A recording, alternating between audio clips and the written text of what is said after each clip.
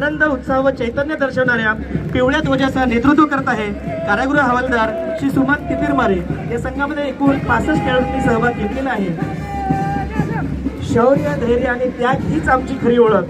पुढील मानवंदना देण्यासाठी मंचासमोर जात आहे बुलढाणा जिल्हा कारागृहाचा संघ। प्रेम कोमलतेचे प्रतीक दर्शवणाऱ्या गुलाबी ध्वजासह नेतृत्व करत आहे कारागृह शिपाई चंद्रकांत महल्ले। संघामध्ये 10 खेळाडूंचा सहभाग आहे। सर्व खेळाडू बँड पथकाच्या तलावर सुंदर संचलन करत आहे। यानंतर मानवंदना देण्यासाठी मंचातून जात आहे गडचिरोली जिल्हा खुले कारागृहाचा संघ। शांतता कारागृह शिपाई श्री शुभम पिंपळकर। संघामध्ये 16 खेळाडूंचा समावेश आहे। लक्ष्य न ओझल होने पाए कदम मिलाकर चल, मंजिल तेरी कदम चुमेगी आज नहीं तो कल। यानंतर मानवंदना कभी नाही हिम्मत हारी है, ये मशाल गवाह है, अब जीतने की बारी है। आजच्या या कारागृह विभागीय क्रीडा स्पर्धेचे प्रमुख अतिथी सन्माननीय श्री सिंगल साहेब पोलीस आयुक्त नागपूर यांनी क्रीडा ज्योतीचे प्रज्वलन आपल्या शुभ हस्ते करावे अशी विनंती। त्याचा हा अखंड स्रोत मैदानावर अवतरला आहे। क्रीडा ज्योतीच्या रूपाने नवा उत्साह संचारला आहे। घेऊन शपथ खेळाची खिलाडू वृत्ती झोपवूया, या ज्योतीच्या साक्षीने यशाचे शिखर गाठूया। सत्कार करावा ही विनंती।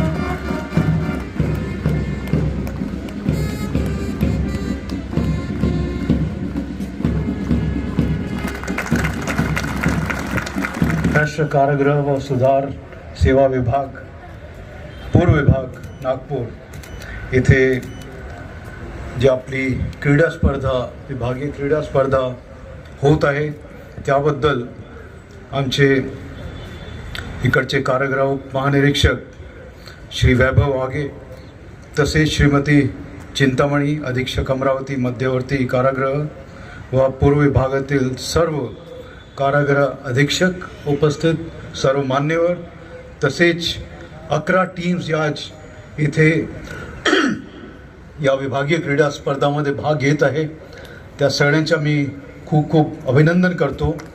जे आज 11 टीम्स आहे जे खेळाडू आहे हे जे 3 दिवसाची आपली स्पर्धा आहे त्याच्यात तुम्ही भाग घेणार आहे। काही टीम्स छोटा आहे त्यांचा नंबर, काही टीम्स मोठी आहे। जे आपण खेळाडू इथे आलेले आहे इथून बहुतेक तुमच्या एक पूर्ण टीम पण तयार होतील जे तुमच्या फर्दर नॅशनल स्टेट लेवलवर किंवा नॅशनल लेवलवर तुमच्या रिप्रेझेंट करणार आहे। वेगवेगळे खेळ आहे याच्यात ते आम्ही पाहतो, काही वैयक्तिक आहे, काही सांघिक खेळ आहे।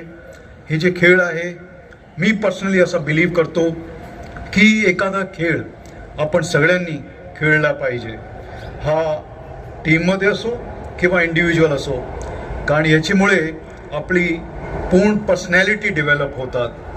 त्याच्यात आपण मानसिक रूपाने तसेच शारीरिक रूपाने एक आपला लेवल वाढतो।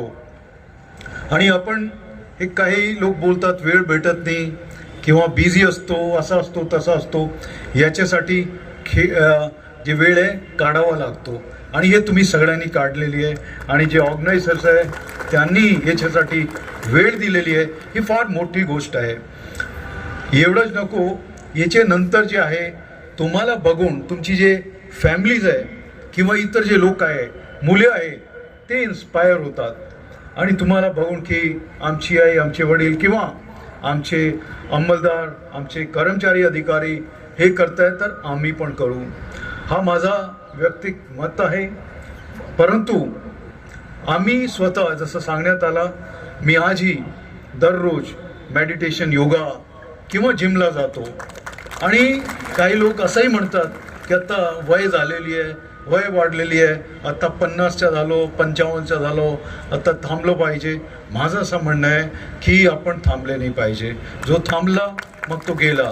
म्हणजे फिजिकल फिटनेस जे आहे तुम्ही जेवढा शरीरला त्रास देणं, हे त्रास मी याच्यासाठी म्हणतोय की आपण लेजरली किंवा आरामात बसतो, मग थोडासा काही स्विमिंग केलं, धावले, सायकलिंग केली, थोडा त्रास होतो बॉडीला, परंतु त्याच्यामुळे आपले मसल्स डेव्हलप होतात, आपली स्टेबिलिटी बॉडीची डेव्हलप होतात किंवा मानसिक दृष्टीने आपण जास्त सक्षम होतो. हे जे तुम्ही करताय त्यासाठी आपल्या सगळ्यांचे आम्ही अभिनंदन करतो. मी जे आहे परत स्वतःचे एक्झाम्पल देणे फार महत्त्वपूर्ण असते, चांगलं असतो, कारण हे मनात आवाज येतात. जे सांगण्यात आला की आयर्नमॅन आहे, आयर्नमॅन फार डिफिकल्ट स्पर्धा आहे आणि याच्यात तुम्हाला जवळपास 226 किलोमीटरची ॲक्टिव्हिटी असतात आणि 226मध्ये 4 किलोमीटर तुम्हाला स्विमिंग करावा लागतो आणि ते ओपन सीमध्ये, जे ओपन वॉटर असतो त्याच्यात, आणि आपली जे स्विमिंग पूलची स्विमिंग जे असतात किंवा असे समुद्रात जे स्विमिंग आहे याच्यात भरपूर अंतर आहे. ते 4 किलोमीटरची स्विमिंग नंतर 180 किलोमीटर सायकलिंग करणे आणि एक इव्हेंटसाठी वेळ दिलेली असतात की या वेळेत तुम्हाला संपवायचे, नाही तर तुम्ही डिस्क्वालिफाय होणार. 180 किलोमीटर सायकलिंग नंतर 42 किलोमीटर तुम्हाला धावावा लागतो. म्हणजे हे जे आहे 226 किलोमीटरची ॲक्टिव्हिटी असतात आणि हे तुम्हाला 17 तासामध्ये कंप्लीट करावा लागतो. हे जे आहेत आम्ही 50ची वयामध्ये हे 226 किलोमीटर 15 तास आणि 13 मिनिटामध्ये कंप्लीट केले होते. हे मी याच्यासाठी तुम्हाला सांगतो, जसं मी सांगितलं वय वाढतात, सगळं होतात, परंतु तुम्ही स्वतःला किती इम्पॉर्टन्स देतात. कारण भरपूर लोक सांगतात मी बँड्रामध्ये राहतो, माझा घर इतका मोठा आहे, माझा इतका फ्लॅट आहे, बंगलो आहे, परंतु माझं असं म्हणणं आहे की आपण या शरीरामध्ये राहतो.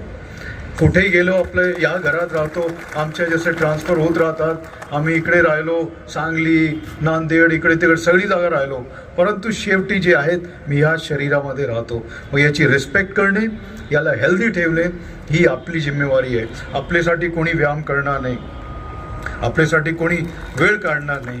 तर ही जे महत्त्वपूर्ण गोष्टी आहे हे तुम्ही करताय आणि हे युनिफॉर्म डिपार्टमेंटमध्ये एक चांगली गोष्ट आहे. आपण जे आहे जे खेळ करतो, ऑर्गनाईज करतो, टीम इव्हेंट्स करतो, याच्यामुळे आपण जे सक्षम आणि जे अपेक्षा पण आहे युनिफॉर्ममध्ये जे लोक आहे, अधिकारी कर्मचारी जे आहे ते फिट दिसले पाहिजे, फिट राहिले पाहिजे, याच्यासाठी आपण हे टीम्स, गेम्स वगैरे असे विभागीय क्रीडा स्पर्धा किंवा इतर स्पर्धा ऑर्गनाईज करतो. तर तुम्ही, माझी एक विनंती राहील सर्वांना की तुम्ही हे सोडू नका, जरूर याच्यात भाग घेत राहा आणि स्वतःला अजून सक्षम करा, अजून स्ट्रॉंग करा. आणि आपली जे याशिवाय जे आपण जे सेवा देत आहे ह्याबद्दलही तुमच्या सगळ्यांचे आम्ही कौतुक करतो. कारण आज युनिफॉर्म सर्व्हिसमध्ये जे काम करत आहे ते भरपूर स्ट्रेस आहे, भरपूर टेन्शन आहे, हे राहणारच, परंतु या सगळी गोष्टीला आपण तोंड देऊन जसे पुढे जातोय, मला माहिती आहे की फार चॅलेंजिंग जॉब आहे तुमच्या.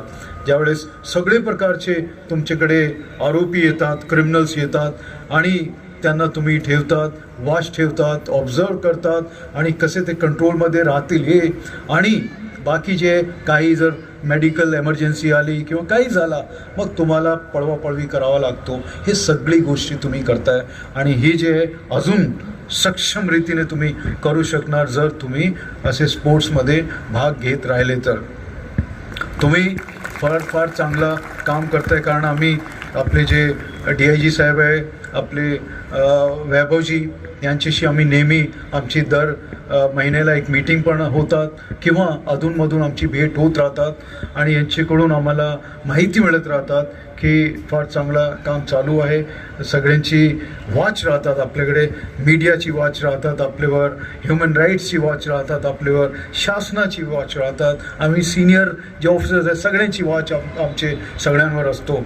मग हे सगळे असताना आपण चांगली जे पोलिसिंग किंवा कारागृहामध्ये आपण जे काम करतो हे चांगलं आपण काम करतो आहे. यासाठी तुमच्या पुन्हा सगळ्यांचे आम्ही अभिनंदन करतो. आणि जसं सांगण्यात आलं की तुम्ही हे जे पार्टिसिपेशन आहे डिसिप्लिनमध्ये करा. आपण हारतो, आपण जिंकतो, हा एक गोष्ट आहे. आपण जरी हारलो तर आपण एक्सपिरियन्स गेन करतो. आपण मायूस नाही झालं पाहिजे की मी हारलो. हा सगळी जागा काम येतात. माझे 2 मुले आहेत, त्यांनाही मी सुरुवातीपासून हे सांगत आलो आहे आणि याच्यामुळे काय की एकदम सक्षम झालेले आहे. आपल्याला बघून आपली फॅमिली मेंबर्स हे करतील. तुम्हाला खूप खूप मी परत शुभेच्छा देतो आणि आजची आपली विभागीय क्रीडा स्पर्धाचा शुभारंभ किंवा उद्घाटन झालेलं आहे असं मी जाहीर करतो. खूप खूप धन्यवाद.